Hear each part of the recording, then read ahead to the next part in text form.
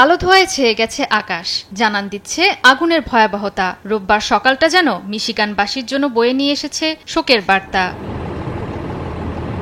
যুক্তরাষ্ট্রের মিশিগান অঙ্গরাজ্যের grand blank টাউনশিপের Mormon গির্জায় হঠাৎ চালানো হয় বন্দুক হামলা। রোববার সকালে গির্জার প্রধান ফটক ভেঙে ভেতরে প্রবেশ করে হামলাকারী। এরপর শুরু করে অ্যাসল্ট রাইফেল দিয়ে গুলিবর্ষণ।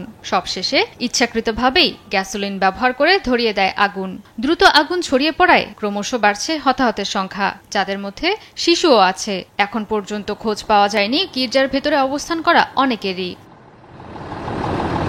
আমি বুঝি নির্মাণের শিল্প, সালাম স্টিল বোঝে ডিউরেবিলিটি। সালাম স্টিল, মোস্ট ডিউরেবল স্টিল। হামলার কারণ অনুসন্ধানে কাজ করছে পুলিশ। জানা গেছে, হামলাকারী 40 বছর বয়স্ক থমাস জ্যাকব স্যানফোর্ড, একজন সাবেক মার্কিন সেনা কর্মকর্তা। পুলিশের সঙ্গে পাল্টা গোলাগুলির ঘটনায় তিনিও নিহত হন। আমরা কিছু সন্দেহজনক বিস্ফোরকের সন্ধান পেয়েছি, তবে আগুন লাগানোর কাজে এগুলো ব্যবহার করা হয়েছে কিনা সে বিষয়ে এখনো নিশ্চিত করা সম্ভব হচ্ছে না। পুরো ঘটনাটি তদন্তের নেতৃত্ব দিচ্ছে এফবিআই। হামলাকারীর বাসায় চালানো হচ্ছে তল্লাশি। ইতিমধ্যেই ব্যবহৃত ডিজিটাল ডিভাইস থেকে হামলার উদ্দেশ্য বের করার জন্য নেওয়া হয়েছে সার্চ ওয়ারেন্ট।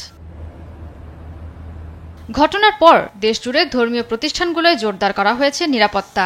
মার্কিন প্রেসিডেন্ট ডোনাল্ড ট্রাম্প নিজের সামাজিক যোগাযোগ মাধ্যম ট্রুথ সোশ্যালে বলেন, ভয়াবহ ঘটনাটি থেকে শিক্ষণীয় অনেক কিছুই আছে। হামলার নিন্দা জানান মিশিগানের গভর্নর গ্রেচেন হুইটমার। দাবি করেন, কোনো জায়গায়, বিশেষ করে ধর্মীয় স্থানে সহিংসতার কোনো স্থান নেই। জয়া সরকার, নিউজ ডেস্ক, দেশ টিভি।